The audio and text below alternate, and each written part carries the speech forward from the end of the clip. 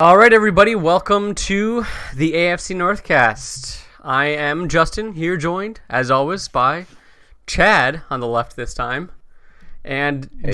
Joey in the center this time. Yeah. So, what's going on, fellas? How you doing? It's a good day, Yeah. man. I'm excited. It's gonna be a good week of football. Could Things are be. back to normal. Yeah. Back to normal. What do you mean by that?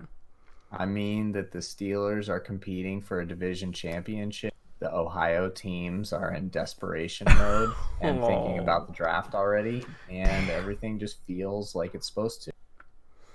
well, the truth never feels good. So, what are you drinking That's today, what they Chad? say. Yeah, exactly. Today, I am drinking a Foam Brewers Imperial IPA called Time Kills Art. I've never had it before, so I'll report back at a opportune moment. All right. But I'm excited. It's just a good day for a pint of beer. You should just start sending us these beers so we can all drink them together. It's pretty expensive to mail beer, Yeah, so exactly. bring something to the So table, that and maybe we can work something sounds out. like a Is it lot of a you illegal? problem, not a me problem. Actually, the U.S. Postal Service recently rejected a beer shipment I made, but Ooh. FedEx doesn't care about the law. FedEx is like, I don't give a shit. You giving us money? Good. Yeah, word. Word. All right. So football this week, guys. Let's kick it off with some news. I guess Joey's got some news. I don't know. Yeah, AJ Green practiced on Wednesday, Ooh. and everybody was kind of anticipating. If you remember, before the bye week, we thought we were going to get AJ Green versus Jalen Ramsey Jags game, and then the Jags traded him, and we didn't get it, and he Mm-hmm. ended up not playing anyways. He experienced some swelling in said ankle, and the timetable is now indefinite for his return. They're not sure how much longer he has to rehab or really what's going on. Kind of seems like a situation where AJ doesn't want to rush back anyways because he's kind of in a lame duck situation with the Bengals with his contract, and Mm-hmm. why risk getting hurt? But Yeah. that's the latest news as of a few hours ago from ESPN was AJ Green out indefinitely now. Mm. Joey, I think you actually missed the diagnosis. It wasn't swelling in his ankle, it was a lack of swelling in his checkbook. Actually, Oh. was Hey, the reason that Hey. he's not playing. Yeah, no Yeah. long-term deal makes no play for AJ. Mm. Mm.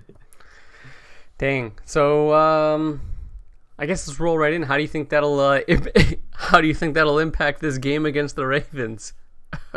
I mean, yeah, I don't think there's much to say about the. I think there's two potential advantages that the Bengals have in this game, and they are both on the offensive side of the football because Lamar Jackson doesn't play defense. Okay. So man can only do Ryan so. I Finley, mean, this is his first start, and convention would tell you, like, oh, Wink Martindale's going to eat Ryan Finley alive schematically and throw a bunch of shit at him he's never seen before and this and that. But we talked either last week or the week before about how quarterback change, coordinator changes, things like that kind of inject some life into teams when it happens. So I'm a little worried about the Ravens' potential preparation for Ryan Finley. mm-hmm. I think we can. They're in Cincinnati, so it's going to be, at least in the beginning, some hopeful optimism at a minimum, probably for the Bengals, and kind of see where that leads. And then, so that's something that slightly concerns me. And then the other thing is Joe Mixon. If the Bengals decide to commit to Joe Mixon to support their rookie quarterback, um, I'm still not totally recovered from the Cleveland game and the tackling issues. The linebacking core is not a strength. And so I think the Bengals have the potential to hang around, but I still don't really see any way that they can win with the way that the offense is clicking for the Ravens. It's interesting that you bring up Joe Mixon and the Ravens linebackers, because when I was trying to think of a thing to talk about for this game, what it really keyed on for me is the Ravens pass rush. We were asking whether it was done or finished before the Patriots game, and it turned out it was neither. They brought in a bunch of really light packages with a lot of defensive backs and did some crazy blitzing, and it worked against the Patriots. So then I got to thinking, like, would they do the same thing against the Bengals? And then I was like, yeah, because the Bengals love running 3 wide receiver sets, so you can bring in these heavy DB packages. But then I was like, maybe the Bengals are learning. They've got 2 pretty decent tight ends in CJ Uzama and Tyler Eifert. Maybe the Bengals will like start to try to run some heavy stuff, especially if AJ Green isn't playing. Like, maybe they'll try it. And in that, if I don't know if you even think they would, Justin or Joey, but in the event that they did, do you think that what do you think of the Ravens pass rush? Do you have any thoughts on where they might go, or if they just want to, what do you think? Anything they want to do? I have zero confidence in the Ravens pass rush with just 3 or 4 without some kind of deception. Especially losing McPhee was a fucking killer, man. He was helping them tread water, basically. So I think if they decide to go big, running backs and tight ends tend to be a young quarterback's best friend. Right. So, yeah, that could definitely cause some problems. They can help in the blocking, then leak out, do some of that, short yardage stuff. Yeah, the only get some confidence going. The only saving grace for me for that is that the Patriots did not run well against the smaller package on defense. So that's good. But the Patriots also, and this is really weird to say, are not equipped to attack you from the tight end position the way that the Bengals could. Mm-hmm. So that is the biggest difference would be, I think, the tight ends in the pass game. I think this game is really just an assessment of Ryan Finley. That's pretty much it. So as much as you might want to throw him some safe looks with, running backs and tight ends, it's also kind of be interesting to see kind of like what he has to offer, what he brings to the table. I think it would be interesting to see what his deep shots look like right now. I mean, obviously he's just his first big game that he's going to be playing, his first game ever that he's going to be playing, obviously, right? But I think what we'll get out of this going into next week's podcast is really just a talent assessment of Ryan Finley. I think against a weak pass rush is obviously like the most opportune possibility. Maybe Joe Mixon can finally get off a little bit, ? I don't know. Hey now. But all in all, I think it'll probably be kind of futile. I don't think that the Bengals are interested in winning the rest of the season. I think, like I said, it's a scouting, thing for. There are also okay, shoot. I think it's worth noting this is potential trap game material. The Ravens just had a very big emotional win against the Pats, which was after a pretty big emotional win against the Seahawks. And following this Bengals game, they have the Rams and the Niners. So it is very, very possible for them to be distracted and overlook the Bengals a little bit. Also, the Bengals are 8-5 against the Ravens since 2013. So the Ravens have only had like one good season in that time span, but somehow like find a weird way to keep kind of beating the Ravens. So it's strange. And the Bengals have the opportunity to get the overall series record back to square because it's 24-23. Last game it was tied. The Ravens won, so now the Bengals got to square it back up. On the scouting note, I want to just throw 2 things out there. I don't know how much you guys have to say about the Ravens offense, but I do a little bit. Ryan Finley, his scouting report is actually going to be kind of similar to Mason Rudolph's. He's pretty risk averse. He doesn't have an extremely strong arm for an NFL caliber quarterback, but he's very accurate, probably more accurate on scouting reports than Mason Rudolph was. And in the preseason, he only went 1 for 4 on deep passes. So not only was he unwilling to throw many, but he didn't complete them at a high rate. So that we're going to definitely be looking for that, as you said, Justin. Is he willing to do it, and does he do it successfully? A lot of that's going to come down to protection, which is part of the reason that I think some bigger sets could be good. Simplify the reads, give them a little extra time. The other thing that I think could be interesting for scouting is that this is the healthiest the Bengals defense is going to have been in a month. They're getting Darquez Dennard back, and they'll have William Jackson at defensive back, and they're going to have Carl Lawson and Carlos Dunlap. Dunlap. Easy there, Justin. Tread lightly. Yeah. So I'm not saying that this team will challenge the Ravens necessarily, but if you're scouting, if you're a Bengals fan and you want to know what you have, this is your defense. This is basically your defense healthy. So you want to see them perform to the best of their ability. You want to see what this defense looks like, even if it's in a losing effort. Obviously, linebacker is going to be a problem. We've been discussing that all year. But the defensive backfield is going to be what it is, and the defensive line is pretty much healthy. So I'm looking for, some competitive spirit out of these guys, especially now that Chris Collinsworth revealed Lamar Jackson's towel. We all know that when he grabs that towel, it's a pass play. Nobody saw it coming, but Chris Collinsworth discovered it. Now everybody knows, can Lamar relearn to play poker? Except 2 plays later, they ran after he wiped his hands on the towel. That's not true. That is not true. Because Collinsworth even said, oh, well, maybe they have somebody that told Lamar. Look, we know the tell, Joey. Boo. We know it. And you're in big trouble. Because Carlos Dunlap knows it. Yeah. Ryan Glasgow knows it. Geno Atkins knows it.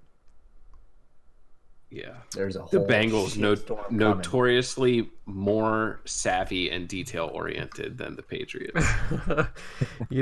Joey, I just wanted to comment. You said Lamar Jackson, well, he can't play defense, but I did want to comment. There was a quarterback or someone that played quarterback for the Browns in 2016 that played both offense and defense. One by the name of Terrell Pryor. Yeah. So look, are you telling me that Terrell Pryor is a better asset to a football team than Lamar Jackson? Is that what I'm hearing? Are you telling me that? Just say yes and we'll move on. No.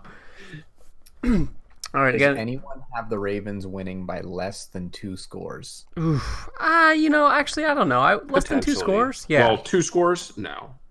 10 points is 2 scores. Yeah, okay. Yeah. Less than 2 touchdowns, I mean, maybe. 6 points could be 2 scores, right? But,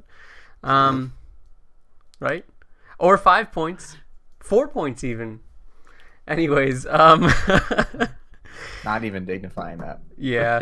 So less than 2 scores? I don't know. They always find some weird way to make these fucking games close. I mean, there's even been a couple games this year that they've found ways to make close that should have been, way farther blown out. So I think that I would give it to him a little bit closer than that. I would say maybe just less than 2 scores. Yeah. I hope it's going to be competitive last time, and it ended up as a 6-point game, and that was in Baltimore. So I'm expecting a competitive spirit from the Bengals with the new quarterback and with the healthy defense. I think they're going to come out with energy. We'll see if the Ravens meet it. I'm expecting a lot of boos on 3rd down. That's all.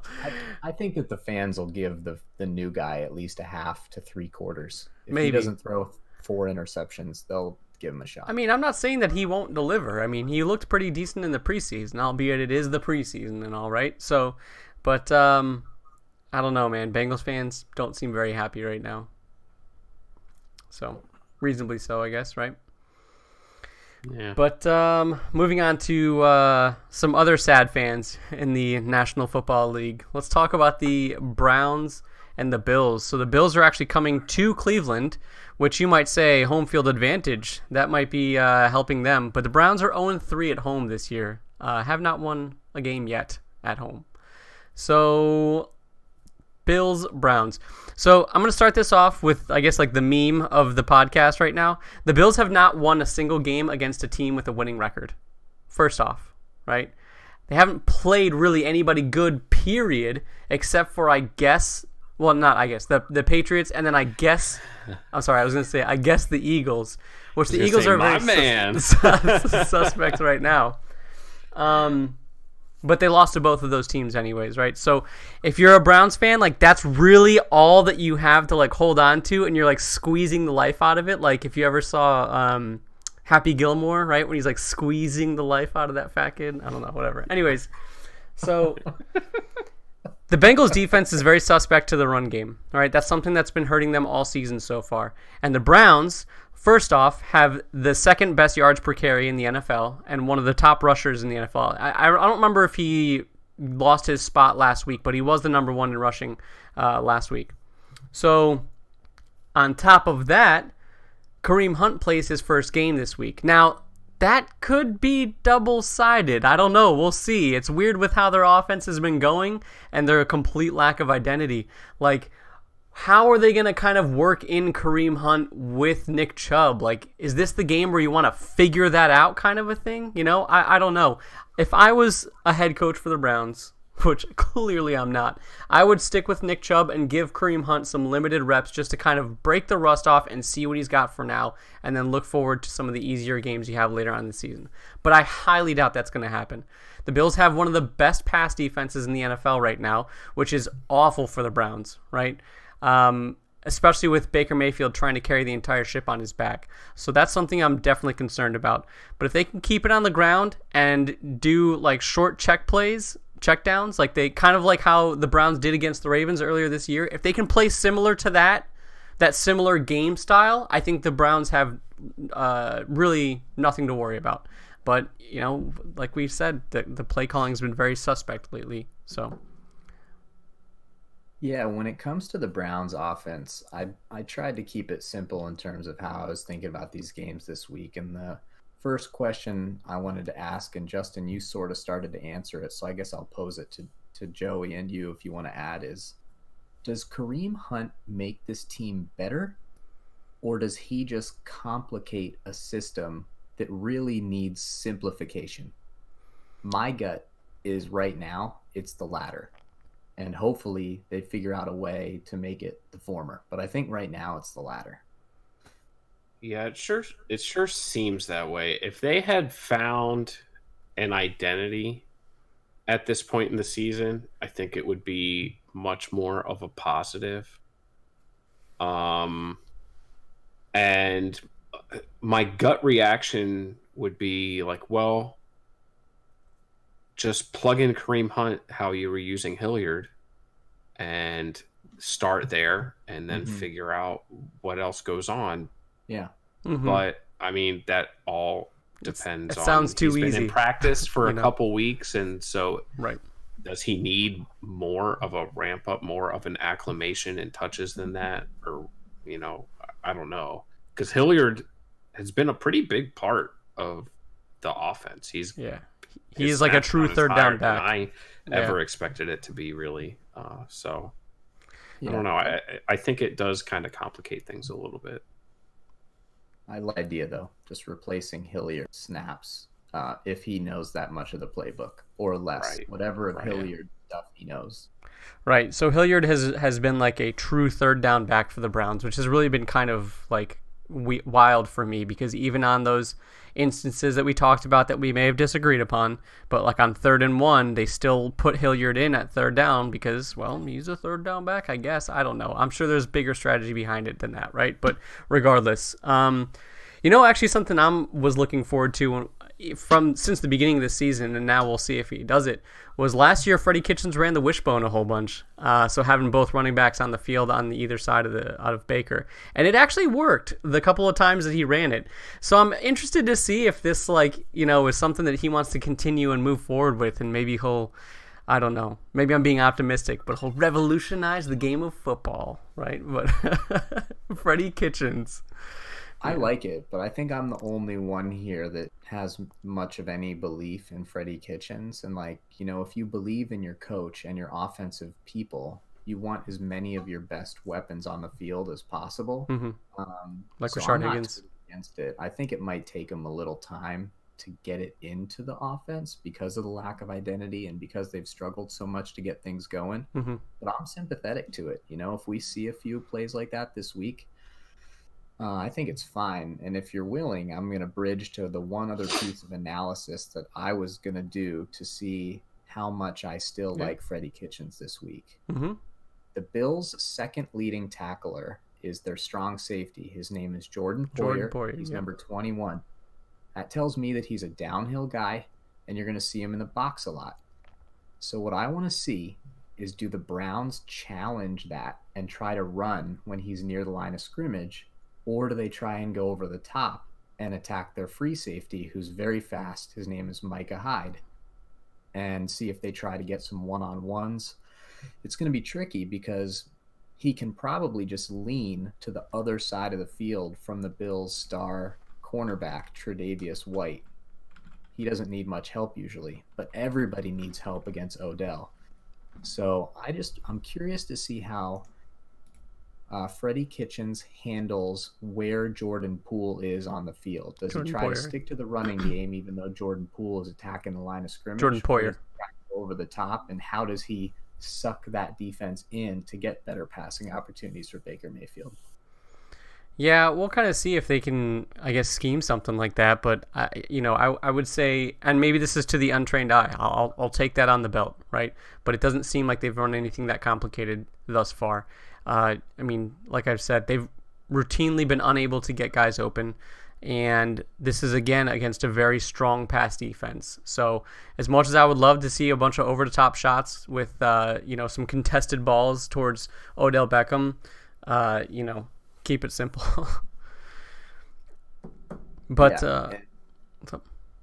Well, when you speak about the over the top, I don't think it necessarily has to be a lot. And when you look at that sort of strategy, you can segue over to the Browns defense versus the Bills offense if you want. The Bills run the ball a ton, but Josh Allen throws deep when he throws often. Now I'm going to throw a crazy stat at you. Intended air yards. So how many average yards forward does he try to throw the ball? Josh Allen is 6th in the NFL, so he throws the ball pretty deep. He's behind, Patrick Mahomes and Matt Stafford and basically the obvious guys, and he's actually ahead of Lamar Jackson by 1. So he's got 5 receivers that have caught a 45-yard or more pass this year, but it's really John Brown. But he's willing to do it with everybody, but it's really John Brown. So it's kind of tricky because you really got to focus on John Brown. But if he's desperate, he'll throw it to anybody. So I'm curious. Now this is the test for the Browns defense. How do they handle the running game? Because obviously that's top priority. Do they bring the safeties up to help and trust the DBs? Or do they leave the safeties back to make sure they don't get beat over the top? It's kind of strange because earlier on in the season, the Browns' run defense was actually doing pretty well. And honestly, even through a couple of these other games, so again against the Titans and again against the even the Broncos last week, most of these like really bad run stats is because it's like one big run that's blown up for like a crazy amount of yards, right? That's like other than that though, their run defense hasn't been awful. I'll say it hasn't been awful is what I'll say. I don't know where it would put them statistically if you take out those, one big run from every couple of games or whatever it is, which obviously it's big enough and it's damning enough to be that much of a problem. But I would tend to probably keep it relatively standard because I have faith in the ability of the linebackers and the D-line to stop the run if, again, they can prevent that one big one. And I think that if Josh Allen wants to try to go with a bunch of deep balls, I think that the strength other than the defensive line is going to be the corners and free safeties, right? Everybody's relatively healthy. There's a couple of guys that are a little bit, banged up, but at this point in the season, that's kind of what you expect. But it's weird because I'm probably going to trick myself into it, but the Browns defense seems like they should be more than capable of handling something like this. This is But after you see, Brandon Allen just completely fucking light him up on a couple of plays last week against the Broncos, it's really tough to be optimistic from that sense. But I would say trying to remove myself from the recency bias of that, I don't see much of a concern with those types of matchups. Yeah, you'd think the Browns defense is really talented, and they should. Yeah, it's so weird, like differentiating between good and talented. Like, it's such an enigma. But the Bills' offense is basically polar opposite of the Browns' offense this year, where they don't have like all the obvious talent and like the big names, but they know who they are. Right. And that's something that the Browns can't say. And another guy to look at that we haven't really talked much about is Daryl Singletary. Devin Singletary. See, he's a rookie running back, and people that follow the Bills have been calling for him to get more of Frank Gore's touches than he is. He's been absolutely electric, and he could really be an X factor. Chad said this is a football team that likes to run. Josh Allen will tuck it and run. And he is one of these surprisingly sneaky athletic quarterbacks. So they are balanced, and they know what they want to do, and that could be a problem. Right. So the Browns will have to be disciplined, because you can't just sell out on one thing against the Bills. As underwhelming as they are on paper, right, they will beat you either way. So something I was thinking about it earlier today, but is it just me, or does the Bills offense feel, or even just the team as a whole, feel kind of almost reflective of the Ravens, right? You've got an offense that, like you said, doesn't really have anybody to, put a twinkle in your eye when you look at the roster, but they know who they are, they know what they're good at, and they're successful with it. You got a defense that's got a couple of star players, but with the exception of that, so it's interesting how that kind of mirrors, and that's another thing that I was kind of like holding on to a little bit, is that the Browns kind of like were able to scheme for and play well against the Ravens earlier this season, and maybe they can kind of keep that up this week. I don't know. It's interesting, and I hate to, piss in your cereal here, but yeah, they're a lot like the Ravens. But before you said that, I was going to say, if I was going to try to paint you a story of how I thought this game would go, I would say Denver. Like, I would say they're basically like a better Denver. So they're a worse Baltimore, but they're a better Denver. Yeah. So you beat Baltimore, but you lost to Denver. So, like, what are we dealing with here? I don't know. That's the thing. Nobody fucking knows, man. Gary Thomas said there's no MVP candidate on the Bills. Yeah, I guess so. Who's the MVP candidate on the Browns? No, you're talking about the Ravens. Lamar. Oh. Yeah. Sure. It's funny because actually, we started talking about that on, Thursday or Tuesday? And, just yesterday on the radio, people were like, yeah, nobody's really talking about it, but Lamar Jackson. And I think that we incited that. I think that we sparked everybody's interest in the potential for Lamar Jackson, and that, people have been talking about it since preseason week 1. Yeah, but, let's kind of, let's talk about objectivity, that kind of stuff. I don't know. So anyways, from a realistic standpoint, I think we did a pretty good overview of offense and defense. It's another game that I feel like the Browns probably should win. There's a lot in their favor, I think, in the sense of, like we said before, that the Bills have only beaten losing teams, but the Browns are a losing team right now. I'm glad you said it, so it's fucking tough, but hey man, I'm sticking with them, ride or fucking die. I picked the Browns. It is what it is, and let's hope for a fucking W, man. What you guys think? I want to address one of our most passionate listeners, Baker Mayfield. A lot of people stop shaving. No. Keep shaving, Baker, because he wants to win and he'll do anything. And I'm going to quote Baker right now when asked about why he had 3 different facial hairs on one losing Sunday. Quote, "The original thought was I was undefeated with the handlebar mustache. So I shaved it off because I didn't deserve it." Ooh. Come good. on, man. How do you not love that? He Yeah. was trying to have some fun, get a little good juju going for himself. And you know what? It didn't work out. He got rid of it. He didn't waste time. He just did it. Yeah. Baker, we're with you. This grown man shit, that's going to stick with you for years. It never goes out of style. I'm with the Browns this week because every year there's at least one team that I have a preseason idea about, and I just never let go. And I think this year it's that the Browns are maybe good. I appreciate that, man. I appreciate it. I had that same thought, but last week was the last straw for me. And Justin said it, and we opened analysis of this game by saying, well, the Bills only beat losing teams. Well, the Browns are 2-6, and maybe it's time that we just call a spade. And that's what I'm doing this week. I'm picking the Bills. I like John Brown. He was a good Raven. Yeah. All right.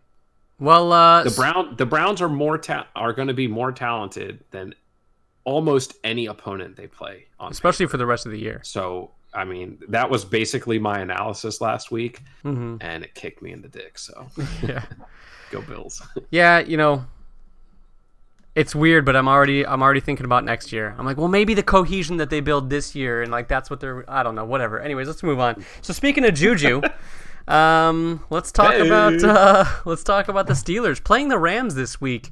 Which, if you don't mind me kicking off for a second, the Steelers have been finding ways to win games against teams that they probably shouldn't, and the Rams have been really not at all what they were last year or what they expected this year.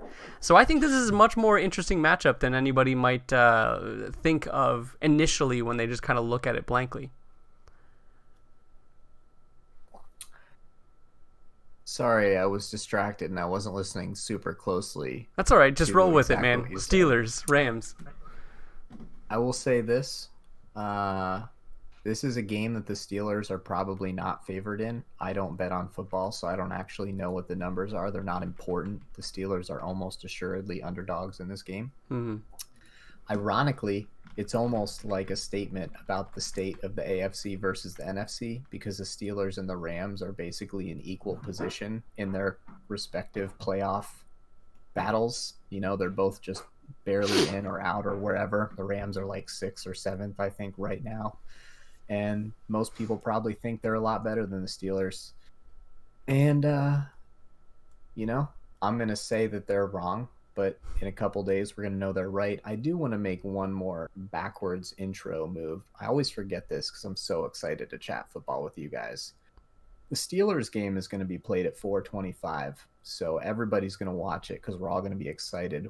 You guys are all going to be coming off your respective games, which are at 1 o'clock this Sunday. So for all of our AFC North people, you got a full afternoon full of awesome AFC North opportunity. You get to either choose the Browns or the Ravens, and then you get the Steelers. So it's great. Also, the Bengals are playing. We don't have any Bengals fans. That's true. We don't. No. We just I know. acknowledge that. Yeah. Yeah. Neither fans nor correspondents.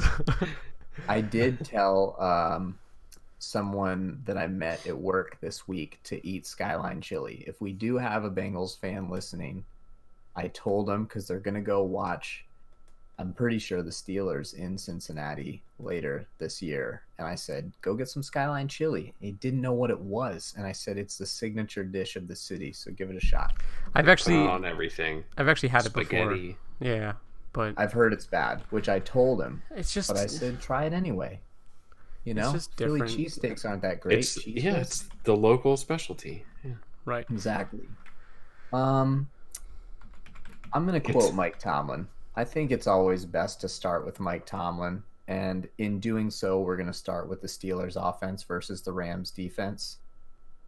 Mike Tomlin said, if you're behind the chains, you're swimming in shark-infested waters. And for those of you that don't get real deep into football lingo, behind the chains means your down and distance are kind of behind what the scheduled ideal is. So 1st and 10, 2nd and 5, 3rd and 3. You know, like if you have a long down and distance, pass rush goes crazy. The Rams pass rush is bonk nuts. They've got Aaron Donald, who most people would say best player in the NFL. So that's problematic. He's got 5 sacks this year, which is 3rd on the team. It's behind Clay Matthews, who's missed some time. He's coming back. He's got 6. And Dante Fowler has 6.5. I love the Steelers' offensive line. I wouldn't trade them for anybody. But I don't know if they're good enough. Like, that's going to be a big-time issue. They let Aaron Donald roam around. He's like a tiger that you see in the zoo that hasn't been fed in a while. And he's walking up and down looking at all the little kids. You know, like he's just ready to assault somebody physically. You know that they said he used to train with knives. I don't even know the story. It doesn't matter. Who trains with knives? A fucking crazy person, that's who. Yeah. He's crazy. And if they get by, we got Mason Rudolph back there. I love Mason Rudolph, but he's not that great. We can't have Aaron Donald hitting Mason Rudolph. We can't have that. We just can't. Fucking pack his bags, man. He's on his way back to the Shadow Realm. He might be. He might be. He might be. I was going to call it the Upside Down. Yeah, the Upside Down. Yeah. Nice, yeah. So He is the issue. Demogorgon. Yeah. It's the number one issue. And then behind that, you've got Jalen Ramsey running around. Yeah. And you think, well, maybe it's good to have Mason Rudolph, because I think Ben Roethlisberger's last 2 games against Jalen Ramsey, he had like 6 interceptions and probably made $75 million right there. So I don't know. Like this offense is going to struggle. Like I don't see any way that you predict anything but an offensive slog for the Steelers. In fact, I actually hope Jalen Ramsey follows Juju because it simplifies things for Mason. When he looks around, he can just be like, where's Juju? Oh, there's Jalen. Perfect. Because honestly, Mason has struggled to get the ball to Juju anyway. So whatever. It's a wash. This team has basically been operating under the presumption that we can't maximize Juju anyway. I want to see progress, though. I want Mason to see the field a little bit better. I made the case in the last podcast that he didn't miss as many reads as met the eye. So some of that, but I do want to see him progress through his reads and be able to throw the ball downfield into one-on-one matchups when he gets it. But a lot of that has to do with Randy Fichtner. So last week I talked about a screen pass where a wide receiver broke open down the left side. Look, you saw it on tape. Fake a screen pass. See if you can get someone open deep. They're going to think you're checking down all day anyway. It's a good opportunity to go deep down the field. Also, on Vance's touchdown, when he threw from like the 4-yard line before the goal line, there were like 5 wide receivers and 4 of them were right on the front goal line and only 1 was in the back of the end zone. Fichtner, make it a little easier on Mason here. Give multiple depths. When he's looking to the right, I want him to be able to see more than one guy. Help this dude out. Let's have some good route combos here. Let's orchestrate some easy reads for Mason and make it so he can see more than one receiver at a time. This is easy stuff. It's easy stuff for me because other than that, I just really, really hope James Conner plays like a lot because he's the only player the Steelers have that I think like matches up. Otherwise, it's going to be like a real problem offensively. How do you guys see it? Well, I don't know, man. It's tough because, like I said, the Steelers have beaten a couple teams the last couple weeks that they really kind of probably weren't expected to. I'll put it that way, right? Now, the Colts game, albeit, was pretty close and was, objective. Hoyer. Yeah, right. And exactly, T.Y. Hilton was out, Laces out was the problem, right? So they had a couple hiccups like that. But look, man, You can try to compartmentalize those and say those are the reason that they lost, but those can happen to any team, on any team, at any time, right? Those kinds of things can just kind of happen. That's what any given Sunday is about. That's what's so awesome about it, right? If you look at the games, so specifically like against the 49ers, so if you look at some similar opponents against each other, like the Steelers did much better against the 49ers than the Rams did, right? The Rams also got like obliterated by the Buccaneers. So they have like a couple of these games that have really kind of been these shocks against them that have just been like, why is this kind of turning out this way, you know? So we'll kind of see. I think on paper, though, it looks like the Rams should have a field day, right? Maybe the Steelers' defense would be able to hold up against Jared Goff, because I don't think Jared Goff is really all that special. So as long as they can lock down Cooper Kupp, I think that they can have a pretty successful game defensively. But like you were saying, it really just kind of comes down to if the offense is going to be able to really produce much of anything against this, elite defense, you know? Yeah, well, do you have something, Joey? I mean, yeah, I don't think this offense, this team is not really comparable to the Colts. And even if the Rams lose Jared Goff and their starting center and their number one receiver, like who even is their number one receiver? Is it Kupp or Cooks or Robert Woods? You know, and then the Steelers' kryptonite comes in, the boat, Mr. Blake Bortles. So, just saying, Blake Bortles greater than Brian Hoyer. Super Bowl champion Brian Hoyer. The Steelers' defense is good.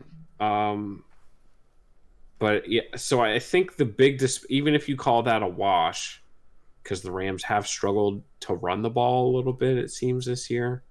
Yeah, which is really strange. The offensive side is a problem, and especially if James Conner doesn't go, I don't know how they're going to score. They're going to need Minka Fitzpatrick to pull out a couple pick sixes. Yeah. Yeah. I've one last. This one's for you, Randy Fiechner, because I was thinking, like, how does this offense move the ball? And it occurred to me, this might be a time, because I was like, you have to disrupt these linemen and outside linebackers. And I was like, you know what? Maybe you bring back, especially if Connor's healthy, a little bit of the Bengals game plan when they went real janky with it and used all the jet motion and stuff. And like, and you get them going side to side. And I'm not saying it works that much. And I think the Steelers are honestly hoping for like a 20-17 game. I really believe that. But maybe you can get them going side to side, tire out the linebackers running back and forth, and do some things of that nature to possibly just, slow them down that extra split second. When it comes to the defense, which I think is a much better matchup for the Steelers, although I wouldn't even necessarily call it an advantage. It's just not as clearly a disadvantage. I had like 3 notes. One, Devin Bush, who obviously I've been celebrating all year. He created 6 turnovers, which is awesome, especially for a Steeler. That's just not the type of player we've had. He's struggled a little bit in coverage, particularly at the beginnings of games. I'm really interested to see him grow, but in this game in particular, I'm curious as to how it'll shake out, because the Rams don't target their tight ends very much. So basically what I'm afraid of is that the Rams will scheme a way to have Devin Bush cover Cooper Kupp.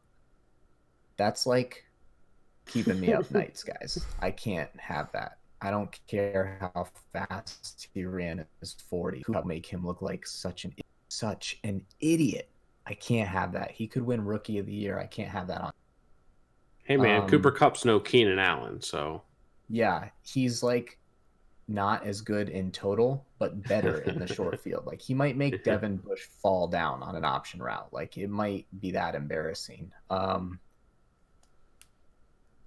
I will say that Devin Bush has improved his coverage during games. So if like you watch his first half and his second half, it's like night and day. He usually doesn't get beat twice on the same nonsense. The problem is the first time it's usually for a touchdown. The one thing about Cooper Cup, though, is the Steelers, we talked about earlier in the season, have been doing a really nice job with their slot cornerbacks. They've got two pretty good ones. They've got Mike Hilton, who is a great blitzer and an aggressive tackler. And they've got Cam Sutton, who's got a ton of pass defense, and he's pretty good in coverage. And they've been kind of alternating and being clever with the rotation. So, Keith Butler, if you want to keep your freaking job, I suggest you do some real genius crap with those two players this week to slow Cooper Cup down, because the other two wide receivers that Joey mentioned are good, but Cooper Cup's been stirring the drink. If you slow him down, I'm really not that worried about the other guys. They might beat us, but I'm just not that worried about them comparatively. The Steelers ran out a formation this past week that was very similar to something that the Ravens do, with a bunch of linebackers on the field at the same time and no defensive linemen, and that Miami actually did the Steelers, and they called it an amoeba defense. And what they did was their only defensive lineman on the field was Cam Hayward, and then they had 5 linebackers. They had TJ Watt, Bud Dupree, and Vince Williams, who's a middle linebacker normally, line up as a defensive lineman, and those were the rushers. And then they had Mark Barron and Devin Bush as linebackers drop back into coverage. So that's 1 defensive lineman, 5 linebackers, and then that's 5 defensive backs. So it's kind of like a big nickel amoeba thing, and then none of them have their hand in the ground, kind of like shifting around, being tricky like, which is great against the Rams, because everybody that follows the Rams knows that Jared Goff is dumb. And Sean McVay tries to get the defense to show him what he's doing, and then he tells Jared Goff what to do, and then Jared Goff does it. So if the Steelers can run that defense a lot, which basically only happens if they're successfully stopping the running game, maybe Sean McVay doesn't get to tell Jared Goff what to do, because the Steelers are being all tricky, and then the clock gets below 15, that mic turns off, and then they all run him down and tackle him, and he's scared. What do you guys think? You like it? I am in the camp of Jared Goff is not that good, and Sean McVay makes that offense happen exactly how you described it. So I do think that's something that can be very effective against the Rams, is that specific type of deception where you don't reveal until it's too late for McVay to tell Goff what he can't see. So yeah, I mean, I think the defense has the potential to hold their own, especially if the Rams can't. If the interior line, Hargrave and Hayward and those guys, if they can stop the run game and make the Rams be one-dimensional, the Steelers stand a chance on defense for sure. I don't think Justin's convinced.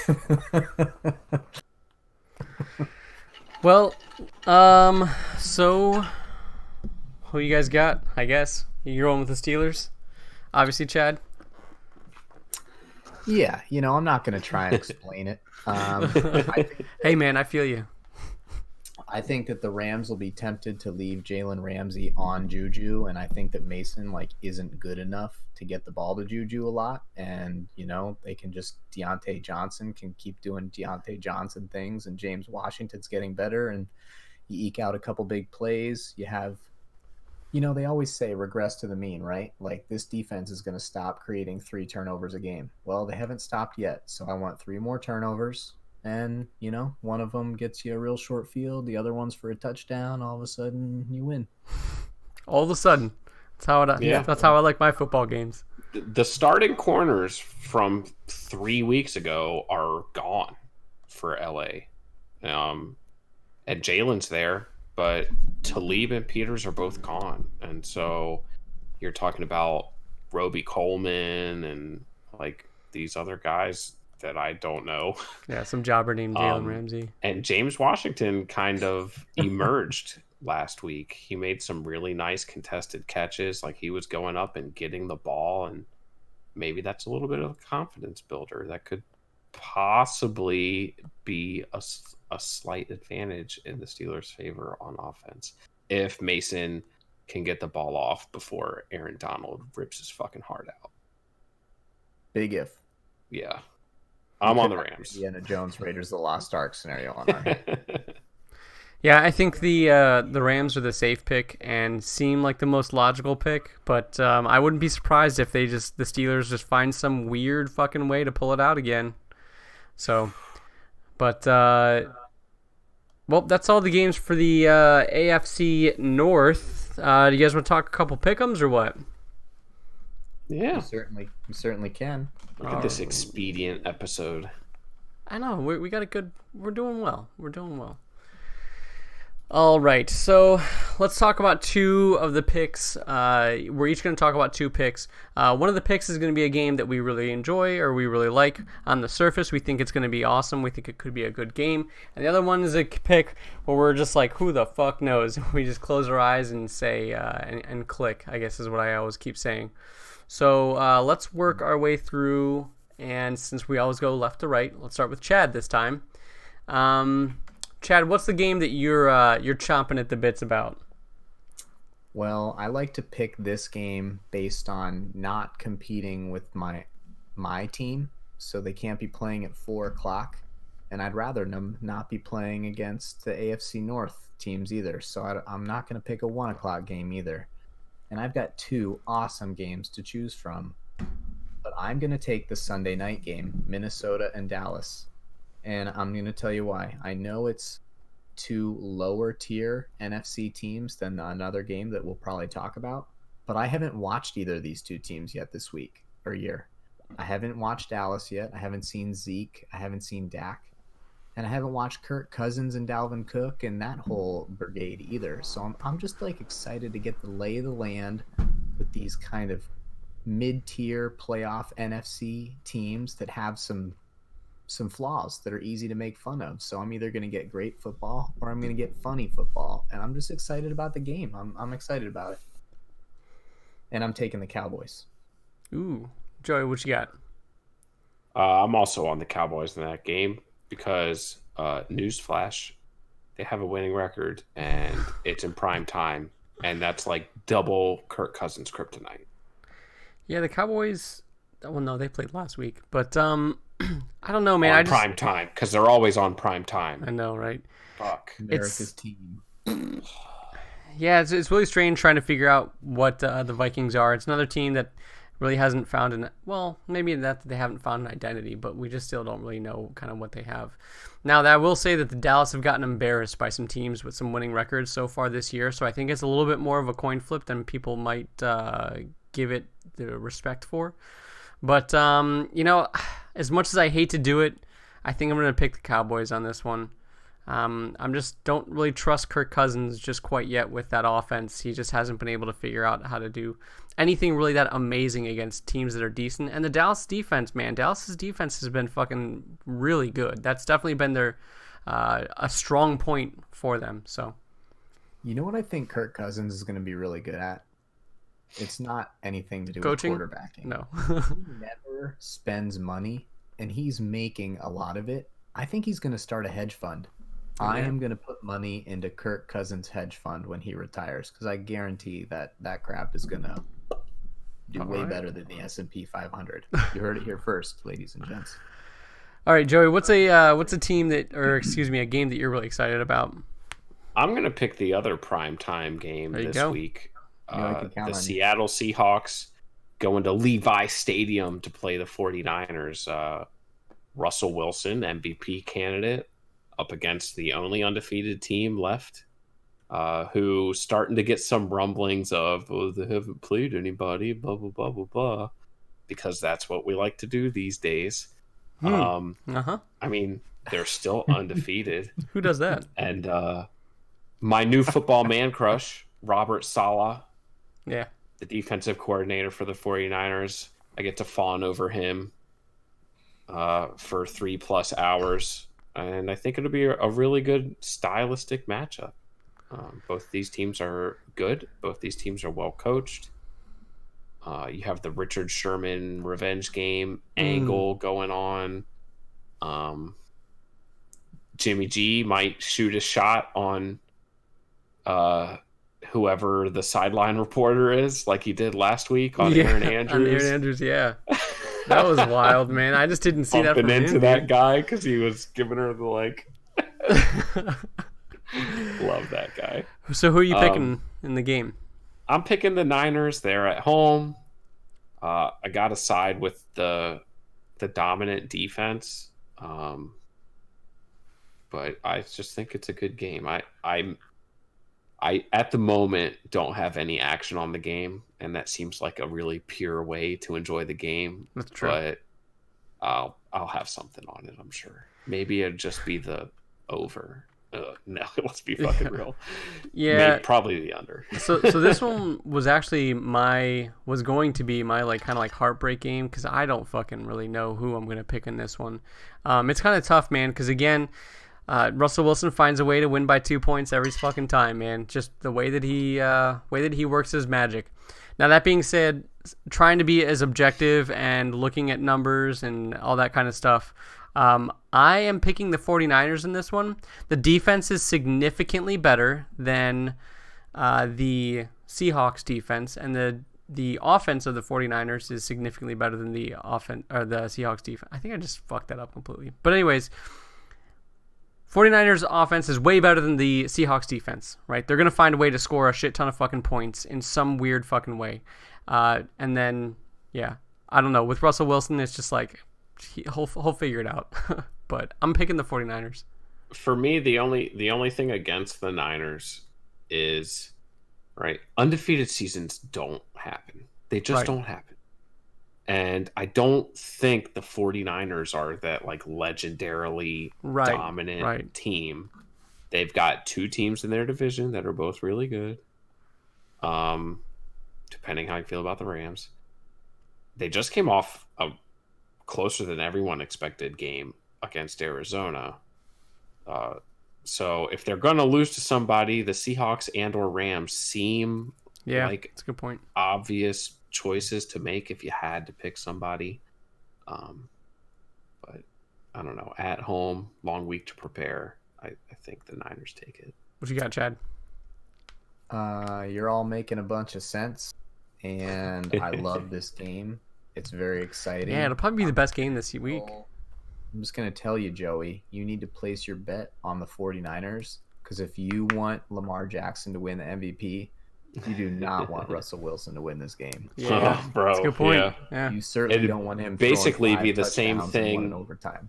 The same thing for him as Lamar beating the Pats. It would be trademark. You just don't want to see that, not one bit. I'm on the 49ers. I agree that the undefeated season won't happen, but I think the 49ers are still on their upward trend right now. Garoppolo has been playing like loads better over the last couple weeks than he was early on. So that offense is still finding its peak. I think that they'll slip up later in the season, or maybe even bench some starters to get healthy and lose the undefeated season the way the Colts always used to. But I'm really excited about the game, and I would not be surprised if Seattle came in and figured out a way to upset them. But San Fran, they just keep playing better and better. They're just really good this year. Yeah, so let's get ready for Russell Wilson to make us all look like fools this week, because that's just what he does. Yeah, we talk about everything that makes sense. Yeah. The one thing that never makes sense is Russell Wilson. That guy just doesn't make sense. So the exciting game for me is actually I tried to go dig a little bit deeper into the games and try to pick one that's not going to be so obvious. So the one I'm picking is the Cardinals and the Bucks, actually, which I think is actually really interesting, man. I think the Cardinals have a good shot to win this game. The Bucks have beaten, like I said, they just smoked the Rams. So the Bucks aren't like a terrible team yet this year, and the Cardinals have had a lot of really close games, and it looks like everyone's kind of counting them out with this one, but maybe I'm kind of on the train right now, especially after just what they did versus San Francisco. So I'm excited to see this one. I think that the Cardinals might actually have a pretty good chance. And yeah. I agree. This is the game I was going to pick, so I'll jump in next. Arizona is highly unpredictable. They generally, I'm sure they've gotten killed by somebody this year, but they seem to mostly play competitive games. Yeah. And they're new. They got new coach. They got new quarterback. They have no offensive line to speak of. So everything they do is crazy, and you don't know what's going to happen. And the Buccaneers have a quarterback that just is the least consistent player in the league right now. So you have just no idea what Jameis Winston's going to do, like at all. He is the least consistent. He has the highest peaks and the lowest valleys by a wide margin. Mm-hmm. Yeah. 3 weeks ago, he threw for all the yards in LA and all the touchdowns. What? And this past week, he fumbled himself. Didn't he strip sack himself? Yeah. That's crazy. So I'm taking the Cardinals because I think Jameis Winston's an idiot. He had a press conference the other day when he talked about the cup being all the way full because it's full of air and water. It's always full. Yeah. This dude, I can't listen to him talk. I can't watch him stealing play. crab legs. Yep. He was reliving the crab legs when he did that. You know what I'm saying? He was just there's just nothing about him I've liked since I've heard him talk. Basically, he was an underdog a few times in college, and it's fun to see him have success. But yeah, I'm taking the Cardinals. Kyler Murray until I hear his press conference. Yeah, exactly. I don't know, man. Kyler Murray creeps me out. He looks like he has a achondroplasia, but whatever. Go ahead and Google that. But anyways, so let's work on to the picks that we're not so sure about. Maybe I'm not. also on the Cardinals. Yeah, nobody cares, Joey. Sorry. So we're all on the Cardinals in that game. But anyways, let's move on to the picks where we're not so sure about, not so certain about. So we'll go in reverse order this time. So I'll start it because, yeah, that's what I said. So the game I'm going to pick is the game that you guys were probably also going to pick, which is why I wanted to pick first. But I'm picking the Jets and the Giants. I have no fucking clue, man. What an ugly, disgusting game that this is probably going to prop up to be. I was on the Jets hard early this year, and well, more so in the preseason and before the what's it called? Sam Darnold made out with a 14-year-old or whatever. But I don't know, man. It's kind of tough.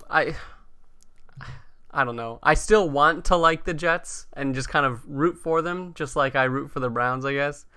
But it's tough. What's his name? Daniel Jones is he's been, I think, showing to be better than people expected, which I guess is a decent question to push to you guys as you talk about this one.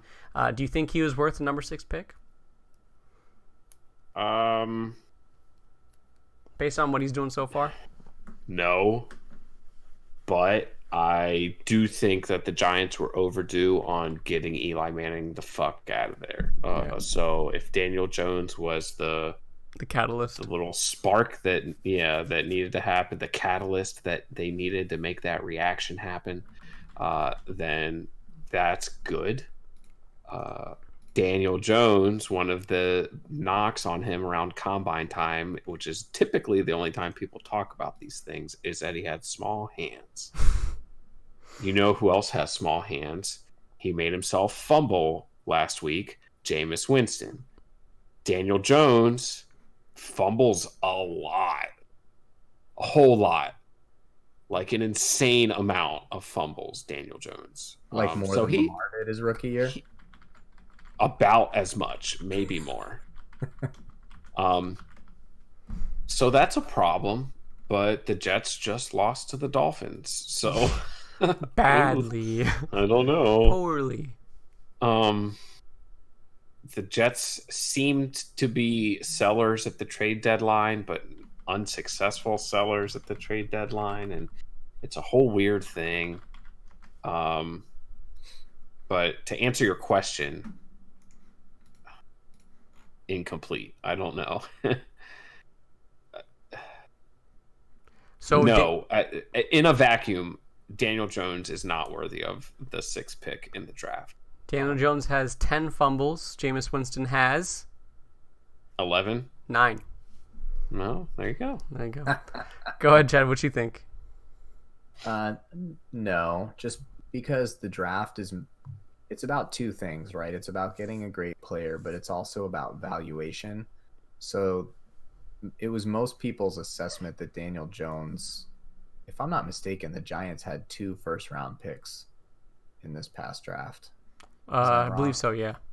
Nobody even looked that up. The Yeah. Giants Dexter had 2 Lawrence. first-round Actually, they had picks. 3 first-round picks. So, like, what you want to do is assess not only who you need and who you think the player is, but when the best time to get him is, so that you can maximize the amount of talent you put on your team. So Daniel Jones, basically, no matter how good he is, and I promise you, I'm hoping for him to be good because I love it when the entire media is wrong, like everyone, and I'd be wrong too. I didn't know who he was.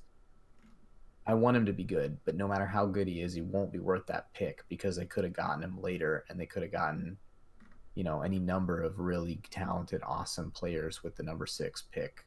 And their team would have been that much better, and Daniel Jones' career would be that much better, and so would Saquon Barkley's because of it. I'm taking the Giants to win this week because the Jets can't do anything. Yeah, I don't know. I'm sticking with the Jets. We'll see what happens. Who do you have, actually? Did you say who you have in this one, Joey?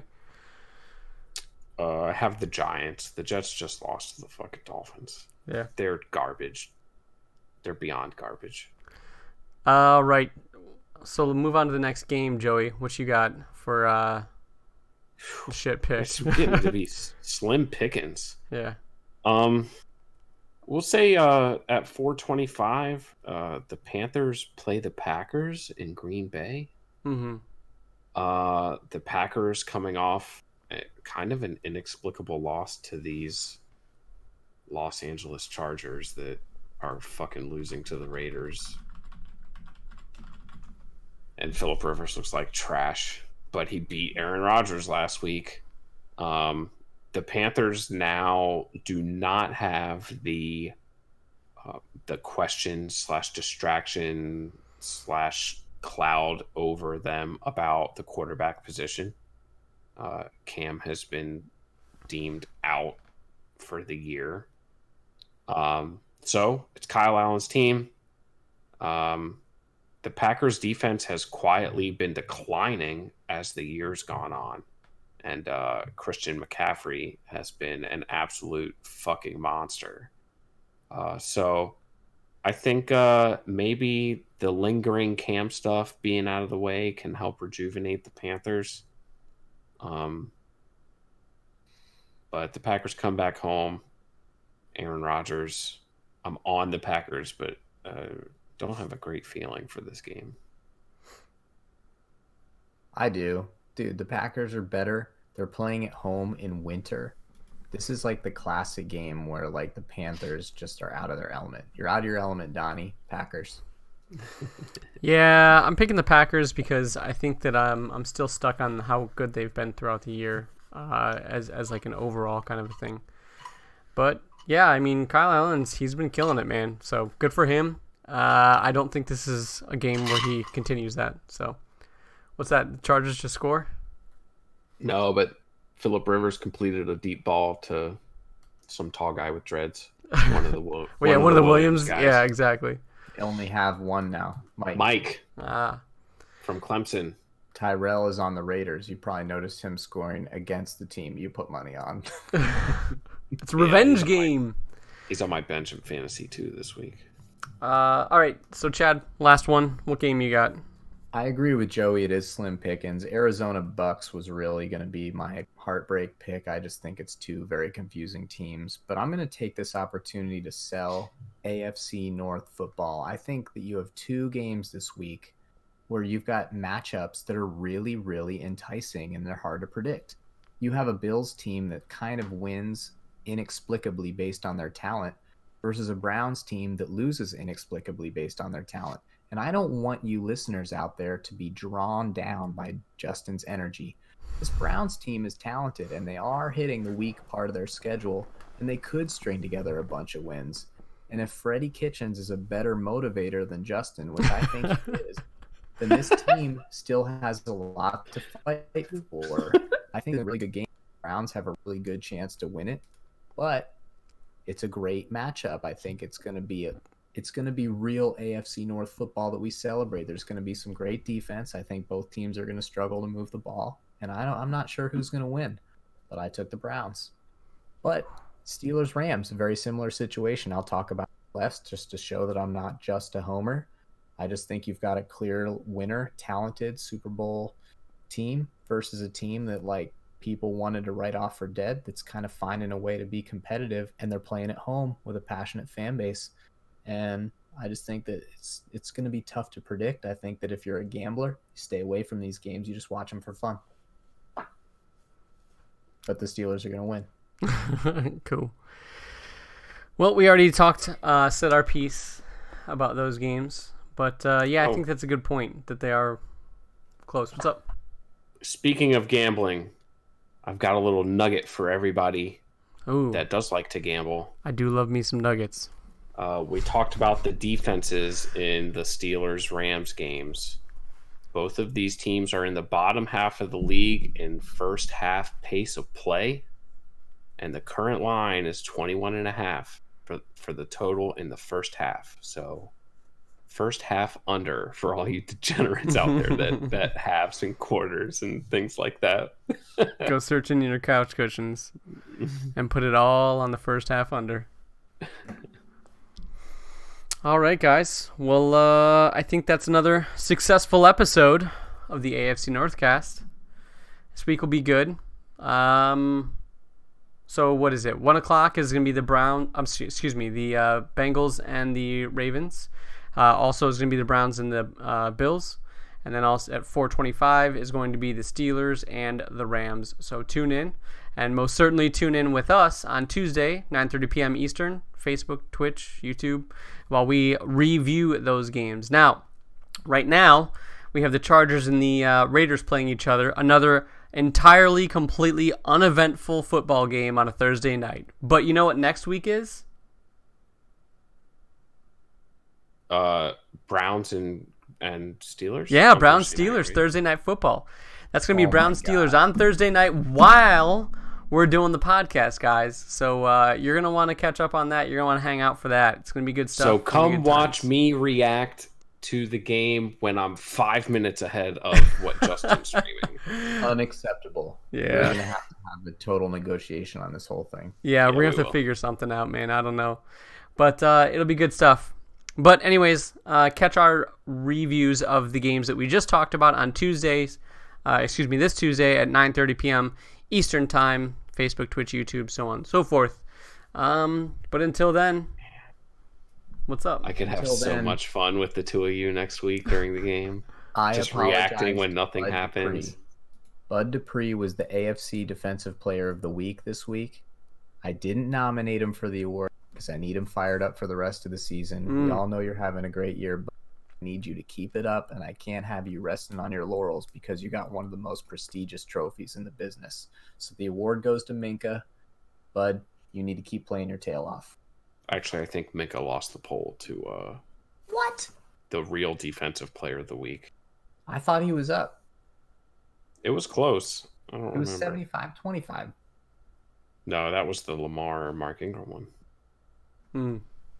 Poll update brought to you by Joey's phone. Polls. Yeah. And beer. Wink Martindale, 54% of 13 votes over Minka Fitzpatrick. So I imagine that was 7-6 in favor of old Donnie Wink Martindale. You mean 70-60? The prime minister of defense. The gangsterest dude in Baltimore. That's the type of rage I want my team to have. The Rams this Sunday. Wink, you can suck it. I can't believe you got a coordinator to win this trophy before I did. I hate everyone. Get out of here. It's the chain. The picture was very influential. It's the chain. All right, everybody. Catch you guys on Tuesday. Take it easy. It's been fun. Bye, guys.